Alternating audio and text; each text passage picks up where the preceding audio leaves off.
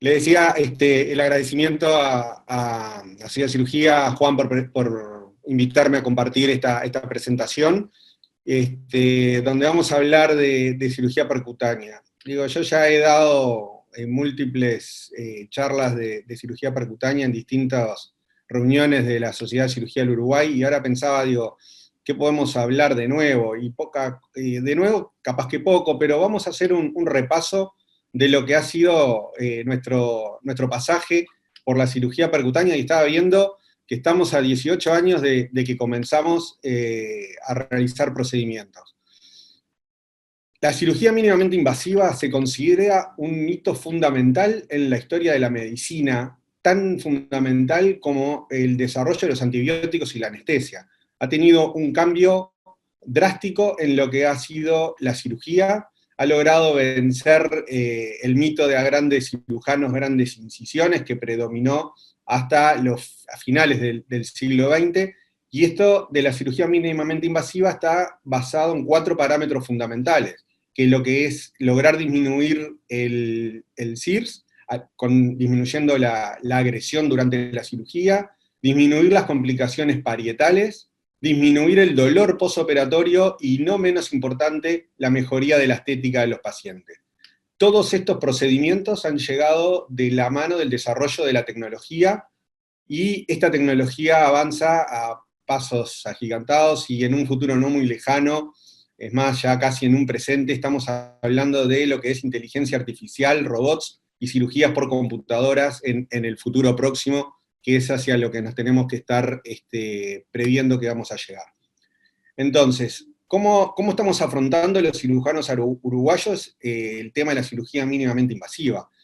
Y si lo consideramos en cuanto a la cirugía laparoscópica, la escuela de cirugía uruguaya ha sido excelente, tenemos excelentes técnicos a nivel mundial, y se desarrolla una cirugía laparoscópica de élite en el país. Ahora, no es solamente la cirugía laparoscópica lo que es cirugía mínimamente invasiva, y acá los cirujanos tenemos que pensar que hay otros ítems. Uno de ellos es la cirugía endoscópica, que forma parte de la cirugía, forma parte de la cirugía mínimamente invasiva, y es un terreno que hoy en día lo tenemos perdido en manos de los endoscopistas, y creo que es un tema que tendríamos que plantearnos. Y la tercer pata de esta cirugía mínimamente invasiva es lo que es la cirugía percutánea, y es a lo que nosotros vamos a orientar esta charla. En un terreno que por ahora en Uruguay lo seguimos manteniendo los cirujanos, y creo que es hacia eso que tenemos que continuar. Entonces, ¿cómo debe ser la formación en cirugía percutánea? Y yo no sé cómo debe ser, pero así puedo decir cómo fue mi formación en cirugía percutánea. Digo, durante la residencia nosotros teníamos un ecógrafo en la emergencia del Hospital Maciel, y aprendimos a hacer ecografías en forma automática, solos, tratando de ayudarnos con los médicos ecografistas, pero teníamos un ecógrafo en el cual pasábamos casi todos los pacientes por ahí para tratar de aprender a ver las imágenes.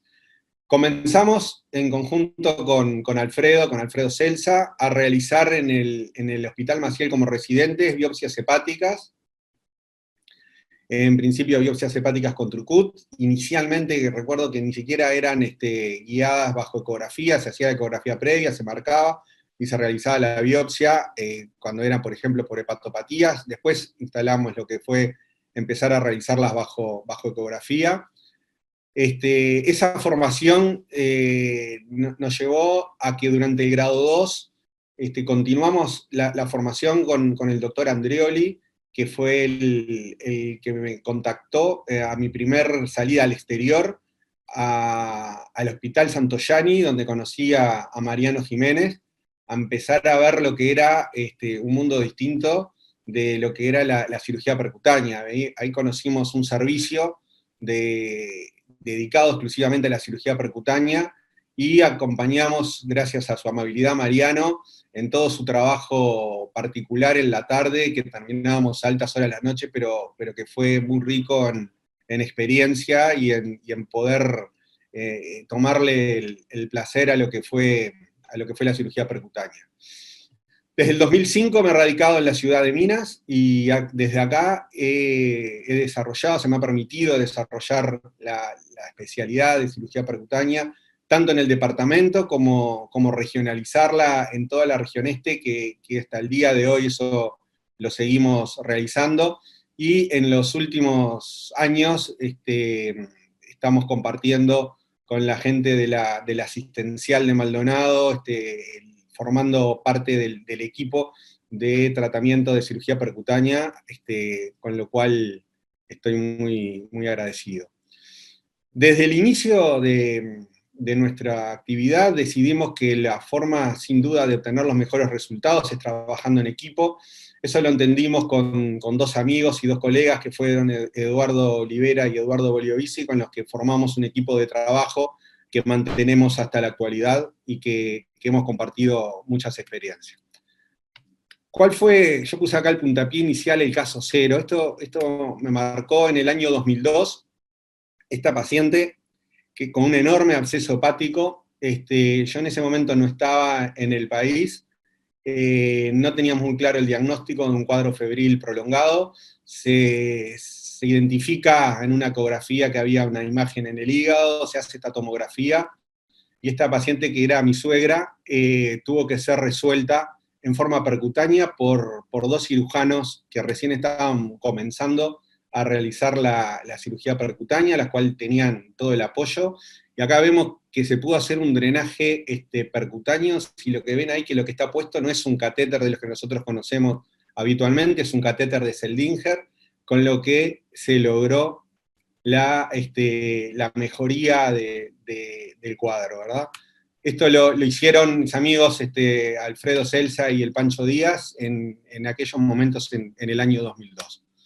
Desde ahí en adelante, la formación ha sido en forma continua y de distintas maneras, tanto la realización de procedimientos, las múltiples salidas al exterior, cursos en Buenos Aires con Mariano Jiménez, en la Fundación Daicin, en la Sociedad Interamericana de Intervencionismo, múltiples congresos en el exterior, donde nos ha permitido realizar cursos y presentaciones a nivel del exterior.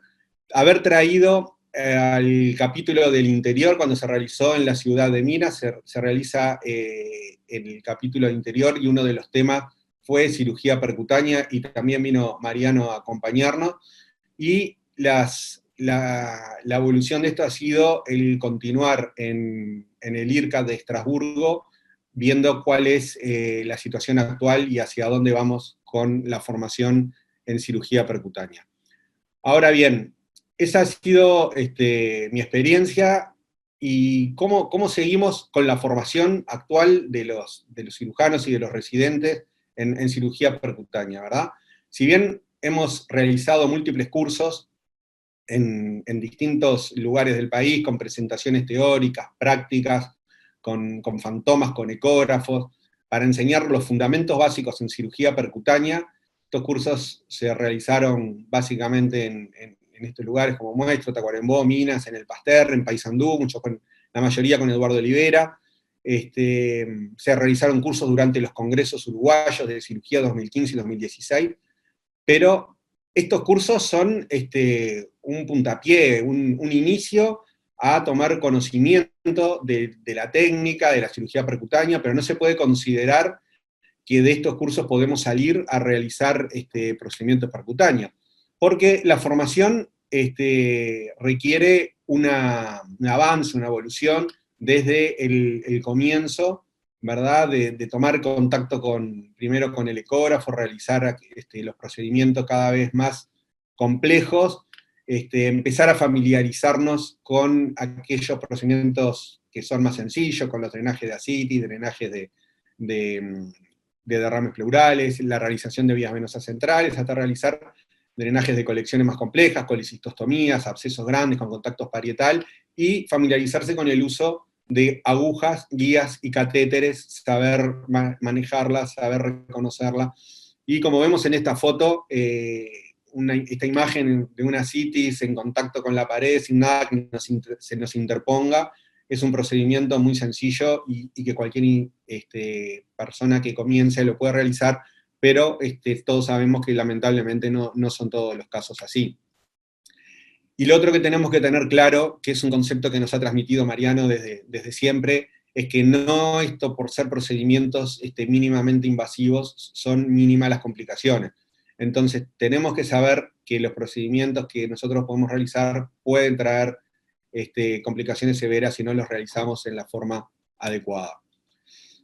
En el último Congreso Uruguayo de Cirugía hicimos una presentación también sobre el tema y habíamos hecho una encuesta a los cirujanos uruguayos, donde nos habían respondido alrededor de 60 cirujanos, y hubo dos preguntas que nos llamaron un poco la atención en cuanto a la respuesta. Cuando preguntamos sobre si habían recibido formación en cirugía percutánea, un 74% nos dijo que no había recibido, y ante la pregunta de si estaba capacitado para realizar una colecistostomía percutánea, la respuesta fue que el 55% nos dijo que sí estaba capacitado. Y bueno, creo que en base a esto y a lo que estamos hablando es que creemos que debemos insistir un poco más en lo que es la formación en cirugía percutánea.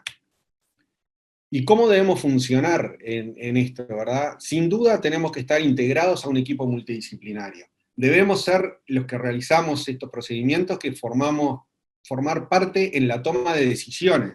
No solo recibir al paciente cuando ya se indicó un procedimiento por alguien que a veces no lo realiza y que tampoco se tiene claro si se va a poder realizar, y pensemos que a veces se le dice al paciente, bueno, van a ir, te van a hacer un pinchacito y vas a quedar solucionado, y después cuando el paciente llega con la expectativa de algo mínimo y que le vamos a solucionar el problema, o no se puede realizar porque hay alguna contraindicación, o no es tan mínimo, o la solución no era la adecuada. Entonces creo que nosotros debemos tomar parte en la toma de decisiones, ¿verdad? Esto nos ha llevado muchas veces a que la indicación de un procedimiento puede ser tardía. Cuando algo había que haberlo realizado en una primera etapa, el paciente ya después, se me ocurren los pacientes con ictericias neoplásicas, que ya llegan en etapas o infectados, o después de fallas de procedimientos endoscópicos que no tenían indicaciones, que quizás se perdió el poco tiempo que esos pacientes tenían de sobrevida antes de llegar a realizar el procedimiento adecuado. ¿Verdad? Que cuando hablamos de cirugía percutánea, nosotros sabemos que, como dice una filósofa contemporánea, el público se renueva, y acá seguramente hay muchos residentes, y vamos a hablar de qué estamos hablando en cirugía percutánea. La realización de biopsias, ¿verdad? La realización de drenaje de colecciones, como habló Juan Manuel recién, la realización de drenajes biliares, tanto en patologías neoplásicas como en estenosis benigna, y el tratamiento oncológico en radiofrecuencia y microondas, que nosotros habitualmente no realizamos acá. Ahora, brevemente, en cuanto a la realización de biopsias, se puede realizar una biopsia casi de cualquier órgano de la economía, sabiendo que debemos familiarizarnos con una guía imagenológica, que habitualmente nosotros la hacemos en más de un 95% por ecografía, salvo en lesiones aquellas profundas, complejas, donde haya que atravesar estructuras, que la hacemos por tomografía. Saber que las biopsias se pueden realizar con aguja fina para diagnóstico citológico, con aguja de Trucut para diagnóstico histológico, que permite un diagnóstico inmunistoquímica y un mejor diagnóstico tumoral, y saber que el tamaño de la aguja va a depender del órgano blanco donde se va a realizar la biopsia, los riesgos de sangrado y las estructuras a atravesar. Acá mostramos una foto de cómo es la aguja de Trucut, donde tiene una canaleta donde se va a tomar la biopsia, y para demostrar que no todo es tan sencillo de realizar una biopsia hepática, sabemos que hay situaciones que son distintas. Esto es lo que es el signo de Chilaiditi, un colon puesto por delante del interpuesto entre el hígado y la pared abdominal, que seguramente si nosotros realizamos una punción en este paciente, probablemente tengamos alguna complicación severa que va a ser por atravesar el colon. Entonces, hay que ver que no todos los procedimientos son a veces tan sencillos como parece. El drenaje de colecciones seguramente es el caballito de batalla de la cirugía percutánea, es lo que hacemos más frecuentemente, es lo que nos da grandes resultados, nos permite resolver una cantidad de situaciones complejas. y no nos ha dado más que satisfacciones, y destacamos sobre todo los abscesos hepáticos, que realmente se curan es un arma fundamental para el tratamiento, las colecciones posoperatorias, el drenaje en la pancreatitis aguda. Creo que la pancreatitis aguda es otro ítem donde la cirugía mínimamente invasiva percutánea y endoscópica tienen un papel fundamental, y sin duda las colecistostomías, sobre todo en los pacientes de alto riesgo. ¿Verdad? Como dice acá, excelentes resultados con resolución de más del 90% de los casos, sabiendo que en algunos se puede requerir la colocación de más de un drenaje de acuerdo al tipo de colección. ¿Verdad? En cuanto a las pancreatitis graves, trabajo clásico de pancreatitis, donde habla de la superioridad del step-up approach versus la necrosectomía abierta. O sea, sin duda que el tratamiento mínimamente invasivo es el indicado, y está basado en esto, ¿verdad? En que la disminución del CIRS en estos pacientes mejora la sobrevida, y sin duda lo que disminuye el CIRS son los procedimientos mínimamente invasivos. Por lo tanto, sin duda que en la pancreatitis aguda grave el tratamiento primordial es el mínimamente invasivo. Ya tenemos una colección pancreática y un esquema de cómo se realizan los drenajes. Siempre la colocación de un primer catéter en la pancreatitis se coloca por el flanco izquierdo, llegando a la colección pancreática, y un segundo catéter a través del estómago, o eventualmente transgástrico la realización de un drenaje por vía endoscópico, incluso la necrosectomía a través del estómago también por vía endoscópica. Entonces vemos que la cirugía mínimamente invasiva no es solo laparoscópica, y tenemos que los cirujanos poder hacer el tratamiento integral en todas sus opciones. En cuanto al otro ítem, que es el drenaje biliar, nosotros realizamos drenaje biliar tanto en patologías malignas como en estenosis benigna. Para las lesiones quirúrgicas de vía biliar, el drenaje inicial en las que no se diagnostican en el intraoperatorio, ¿verdad? En las que el paciente que viene con una fuga biliar, una lesión de la vía biliar, muchas veces el tratamiento percutáneo es contemporizador, permite solucionar, mejorar la situación local, drenar la vía biliar y mejorar la situación en vistas a lo que va a ser el tratamiento definitivo. Las estenosis hepáticos yeyunos post lesiones quirúrgicas de vía biliar se pueden tratar con dilatación sostenida con balón y mejoran el resultado. Y lo más frecuente es el manejo en la patología maligna, y aquí tenemos que dividir y jerarquizar la importancia en dividir los tumores en periampulares y proximales, sabiendo que la indicación de drenaje en los tumores periampulares es por colangioendoscópica retrógrada, y en los tumores proximales es el drenaje transparieto hepático. ¿Verdad? Y acá tenemos un esquema donde nos muestra cuáles las opciones de paliación percutánea y endoscópica, siendo la paliación percutánea la indicación en aquellos tumores periampulares que no fueron posibles de drenar a través de la endoscopía.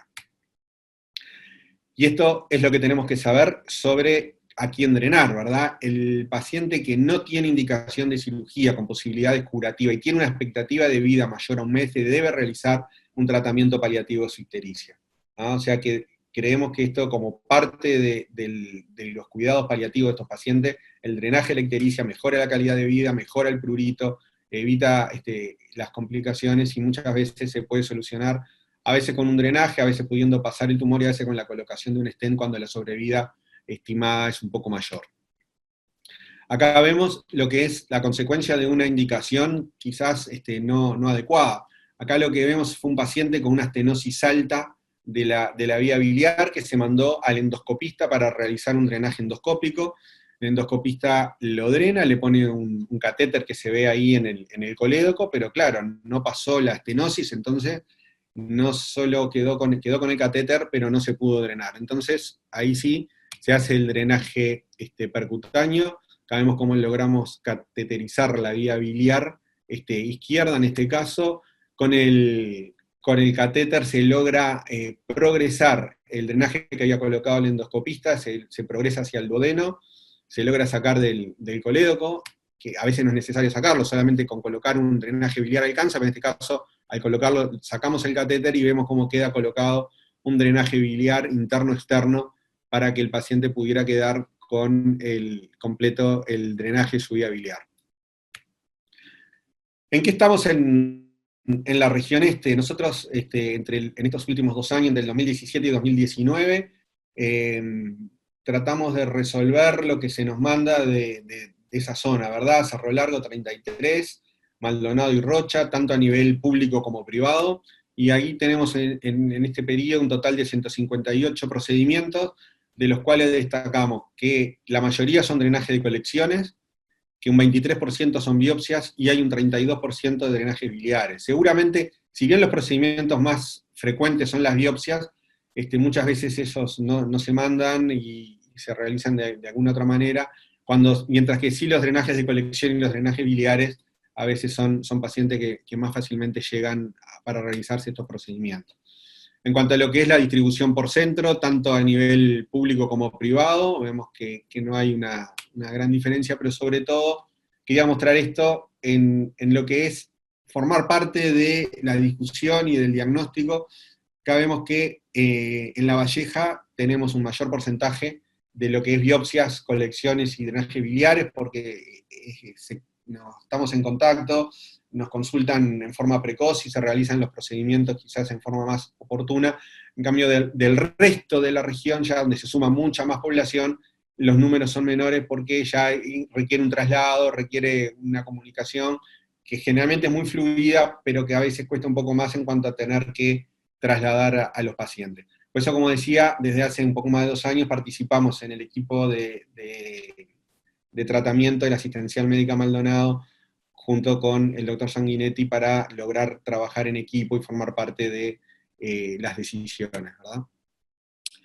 Y bueno, como conclusiones, destacar que la cirugía percutánea está instalada y es una rama fundamental en la cirugía mínimamente invasiva, que la formación actual creo que continúa siendo insuficiente a nivel del posgrado, que debemos trabajar en una forma activa para mantenerla como una subespecialidad de la cirugía, que no dejarla en manos de los radiólogos. Creo que los cirujanos tenemos que continuar siendo quienes realizamos los procedimientos percutáneos, y jerarquizar la formación de equipos multidisciplinarios. Quiero agradecer por su atención y pedirle a nuestro invitado estrella, diría Juan, a Mariano Jiménez, que nos dé una opinión sobre cuál es su visión en la formación del residente del residente de cirugía con la cirugía percutánea. Bien. Bueno, muchas gracias, Roberto. Muy interesante la presentación. Aprovecho a saludar a Mariano, que no había tenido oportunidad porque entré un poquito tarde. Y bueno, simplemente agradecerle, seguramente ya te agradecieron, pero como presidente de la Sociedad de Cirugía, te agradezco y es realmente un gusto que estés dedicándole parte de tu tiempo a esta actividad de la Sociedad de Cirugía, que por otra parte este año, el 10 de noviembre, cumple 100 años. Así que es realmente un gusto tenerte y bueno, yo en honor al tiempo y para aprovechar tu presencia y tu disposición a los comentarios, te doy la palabra para que comentes las 3 exposiciones. Bueno, gracias Gustavo, gracias a todos. Muy bien, Juan y Roberto, creo que han sido muy claros. A ver, yo creo que hoy no tiene sentido empezar a discutir si un cirujano tiene que hacer la laparoscopía, pero tampoco tiene sentido discutir que un cirujano tiene que hacer percutánea. No tiene que tal vez hacer laparoscopía o percutánea un cirujano que no ha hecho y que está llegando a su edad casi de retiro. Pero si es un médico joven, un médico residente, posresidente, tiene que saber hacerlo. Por supuesto que algunos procedimientos que son muy complejos, que son muy demandantes de técnica, etcétera, serán para especialistas y lo seguirán haciendo en Uruguay 3, 4, 10 especialistas. pero las prácticas más sencillas, pero muy importantes, como colecistectomía percutánea, como drenaje de colecciones relativamente simples, tratar alguna pancreatitis, que no es tan simple, pero bueno, hoy no tratarla en forma mini-invasiva es terrible, porque aumenta claramente la falla multiorgánica y la mortalidad. O sea, ciertas cosas debe saber hacer el cirujano, y para saber hacerlas hay que entrenar a los médicos jóvenes, y deben ser parte del programa de las residencias. Hoy una residencia debe enseñarle a hacer laparoscopía a un residente, y debe enseñarle a hacer las cosas más sencillas de cirugía percutánea. Pero eso me parece que no es un tema de discusión, hay que hacerlo. Para hacerlo no es un tema de dinero, para hacerlo es un tema de convencimiento de los que tenemos el liderazgo por edad y por méritos, que quiero pensar, que tenemos el liderazgo, pero somos nosotros los que tenemos que decir esto hay que hacerlo. Hoy por hoy cada vez está más aceptado esto, pero hay que llevarlo a los hechos. Yo no sé si da el tiempo o no, pero tenía unas diapositivas por ahí después de la discusión, donde claramente pongo que la cosa hoy a nivel mundial está en aprender, y aprender en simuladores que no tienen por qué ser simuladores de $300.000, y que aprender sobre los pacientes como aprendimos nosotros, no solo es una barbaridad en el 2020 desde el punto de vista ético, sino que es una barbaridad desde el punto de vista económico. No solo es terrible que los pacientes tengan que soportar nuestra curva de entrenamiento, sino que es muy caro, es muy ineficiente. Entonces hay que pensar cosas con más inventiva, y bueno, hay un tema, y con esto termino el comentario. El otro día me preguntaron qué ventaja, o sea, es clara la desventaja, pero qué ventaja podía tener un médico argentino, pero yo creo que es lo mismo por ahí no tan malo, porque Argentina estamos pésimos, ¿qué le voy a contar para lo que nos pasa?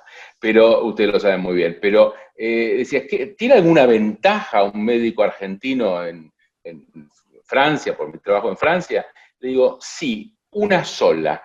Como nosotros, el mundo hoy está con esto de la pandemia y con nuestros adelantos, venía con los adelantos tecnológicos, cambiando permanentemente, y con la pandemia terminó de destrozarse todo, y muchas cosas que venían lentamente cambiando se cambiaron más rápido.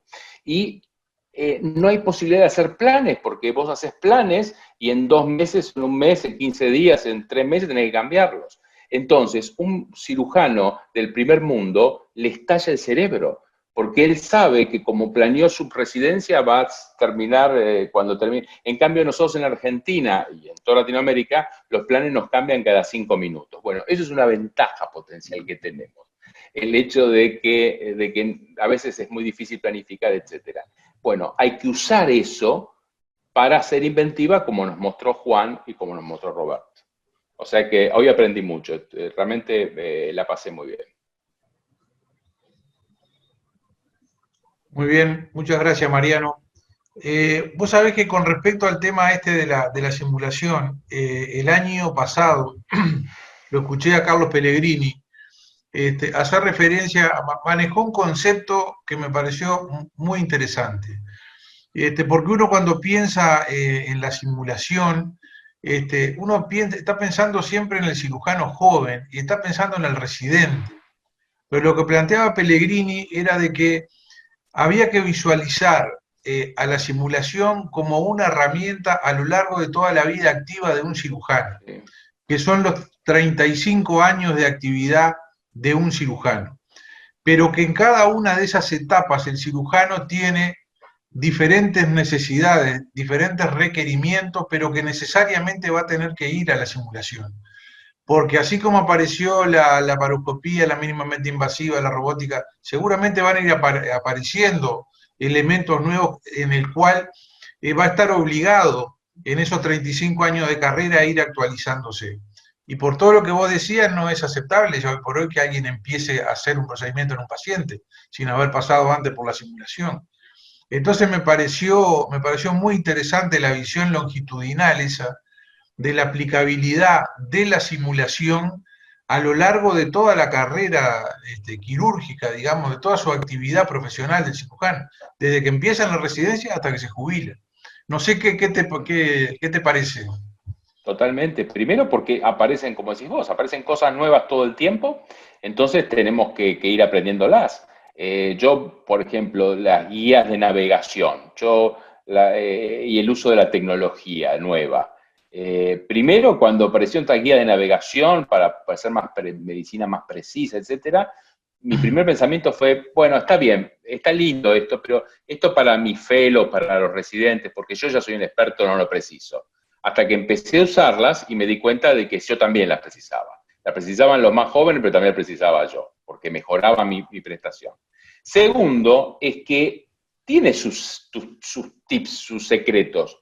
Entonces, hacerlo en un simulador, antes de hacerlo en un ser humano, es fundamental. Por varias cosas. Primero, porque siempre hay un error en la curva de aprendizaje y no lo tiene por qué padecer un paciente. Por otro lado, porque vos cuando empezás algo, lo haces más lento, aunque no lo hagas peor, lo haces más lento.